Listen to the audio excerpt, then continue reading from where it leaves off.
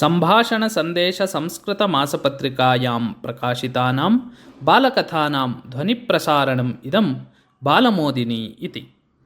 रावणवधानन्तरं श्रीरामः अयोध्यां प्रति निवृत्तः। श्रीरामे हनूमतः महती प्रीतिः, प्रेम, आदरः, विश्वासः च। यत्र रामः गच्छति तत्र तम् अनुसरति स्म सः।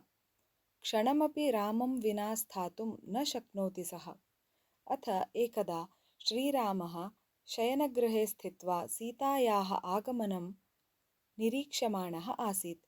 किञ्चित् समयानन्तरं सीता आगत्य प्रकोष्ठं प्रविष्टवती। तदा हनुमान् अपि तस्याः पृष्ठतः प्रकोष्ठं प्रविष्टवान्। श्रीरामः मन्दहासं कृत्वा तम् अवदत्, प्रकोष्ठे अस्मिन् सीतां विना अन्येन केनापि न आगन्तव्यम् इति। हनुमान् तु मुग्धमनस्कः। सः रामस्य वचनस्य आशयम् अनवगच्छन् अपृच्छत्, अहं तु तव सेवकः, कथं त्वं मम प्रवेशं निवारयसि इति।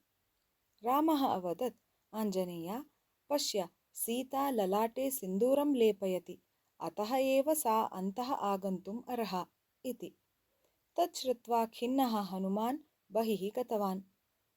परेद्यवि सीता प्रातः स्नानं कृत्वा ललाटे सिन्दूरलेपनं कृतवती।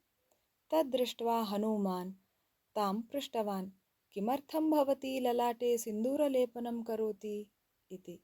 सा अवदत्, तव स्वामिनः दीर्घायुष्यं प्रार्थयामाना अहं सिन्दूरलेपनं करोमि इति।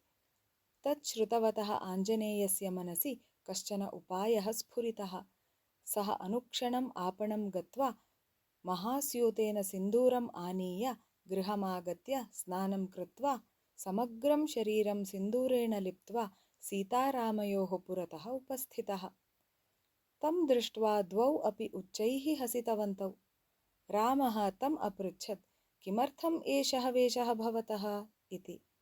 हनुमान् अकथयत्, भवतः दीर्घायुष्यार्थम् अहं सिन्दूरलेपनं कृतवान्।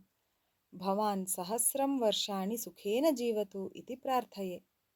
तच्छ्रुत्वा श्रीरामः इतोपि उच्चैः हसितवान्, किन्तु सीतामातुः नेत्रे अश्रुपूर्णे जाते। अद्यापि भाव्यते यत् प्रीतेः वर्णः सिन्दूरवर्णः इति।